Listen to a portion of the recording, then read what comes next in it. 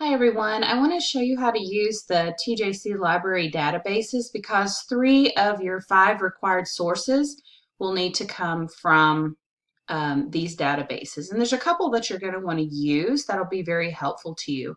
I'll also show you how to pick up your citations when you're using them so that it'll make it easier when you have to create your works cited and also for use in your in-text citations.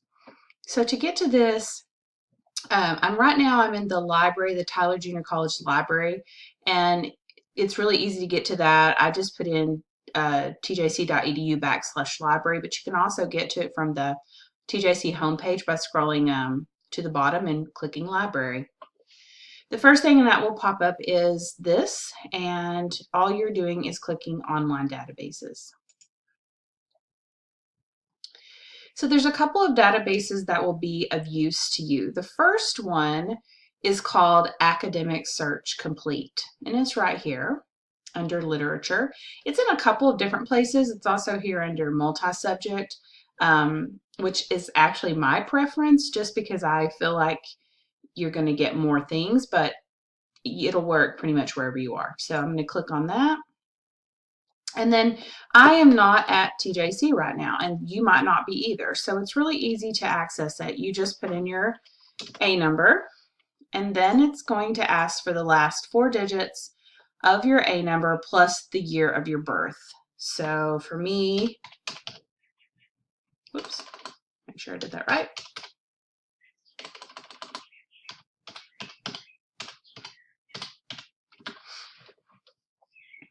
And then it's going to then give me access to it.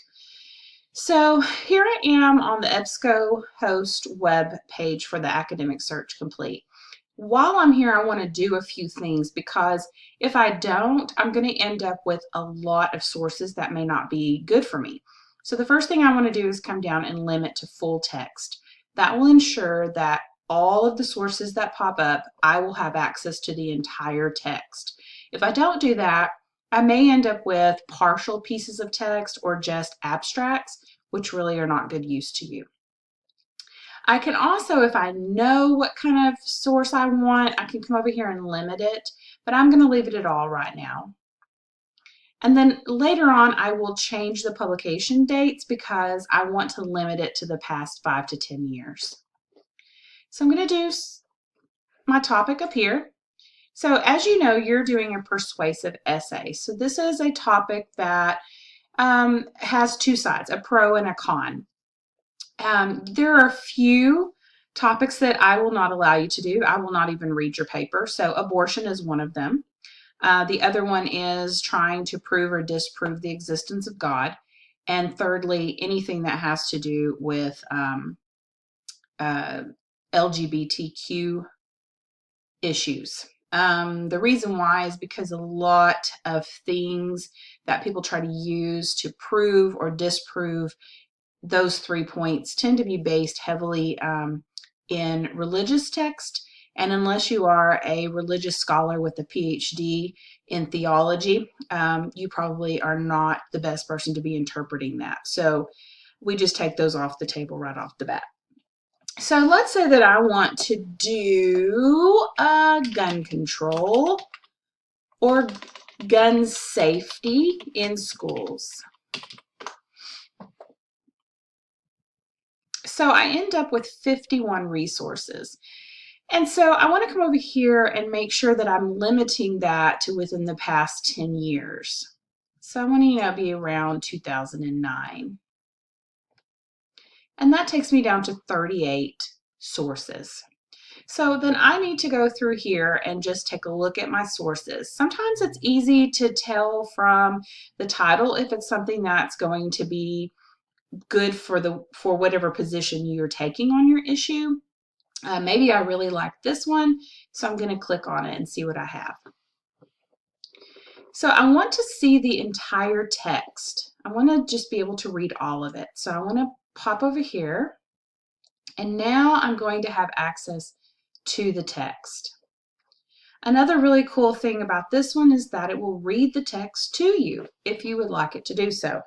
So for that, you can even select which accent you want. But then you can click that and have it read it to you. So I see that this is coming from Education Week. It's a fairly recent publication within the past year. And so I'm going to read this, and let's say that I decide that I want to use something from this text in my paper. Then I would need to cite this source. Two places. One, if I put anything from this article in my paper, I have to give credit to this author, to Andrew Ujafusa. I have to give him credit inside of my paper next to where I put something that he wrote here. And then in my works cited, I also have to give the entire reference credit so that those two have to match up. The thing about it is if you say Ujafusa page 14, and I go to your works cited and I don't see Ujafusa on your works cited, there's a problem. Also, if I see Andrew Ujafusa on your works cited, but I do not see that name in your actual paper, that's also a problem. So it's got to be in both places. So let's say that I decide that I want to use this, so I need to get the citation. So it's very easy to do that. I'm just going to come over here to Cite, click that, and then we are using MLA format. So I'm just going to scroll down here until I find MLA, and here we are. So all I have to do is copy and paste this into my works cited. Then I'll also need to look and see how exactly do I do an in-text citation in MLA format. And in this case, it would just be his last name and the page number. So that's how we do the complete, the academic search complete. Another thing that you might want to do, let me see if it will let me go all the way back. Another thing that you'll want to do is come over here to current issues and controversies. This is another great database to look at. And here, the one that I think is really good is the SIRS knowledge source. This points of view reference center is also very good. So it doesn't really matter which one you use. It's whichever, take a look at both and see which one you like better. But here it is, SIRS knowledge source. I'm just going to click that. And what this is more of a pro-con. So it gives you some of the leading issues that we're facing in the world, in the United States today, and it gives you two viewpoints on it. So as you can see, there are a ton. They're listed in alphabetical order. Excuse me. And so you can go through here and pick something that you are particularly interested in. So for me, let's see. Maybe I'm really interested in, I don't know, let me see if it has it down here. It doesn't have restorative justice, so I don't have that as my option on here. Let's see, maybe I'm very interested in prison reform. So I'm going to click on that. And what it's going to do is give me two different viewpoints on this topic. I also have a few other things here. There's a timeline, which can be super helpful because in your introduction, you do have to provide some background on the issue. So that can be a good help for you for that. There's also a research guide that might be good for your use. So let's say that I think that rehabilitation is the better option for prison reform. So I would click on this and I'm going to get some articles, some sources that I could use. So there's just one. There's others I can look as well.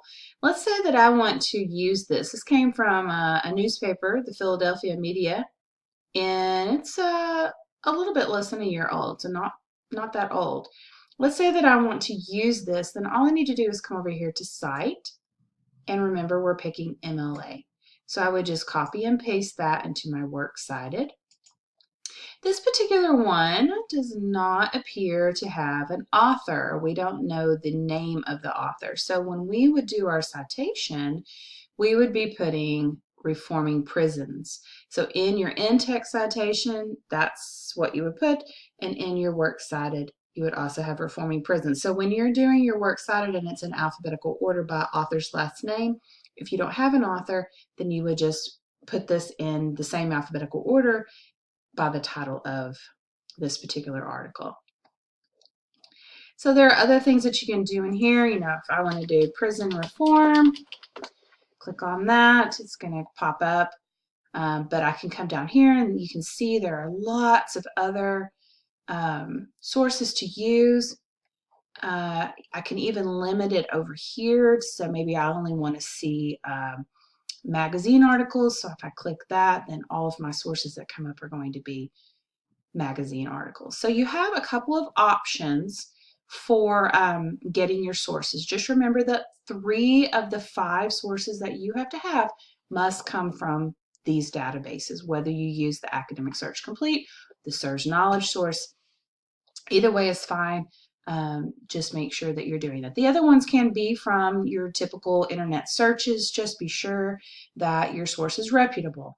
And if you're not sure, of course, look at the Finding Reputable Sources or How to Tell Fake News, Fake from Real News source that's in the module, because that will give you some insights into how to actually take a piece of a source and look at it and evaluate it for its worth.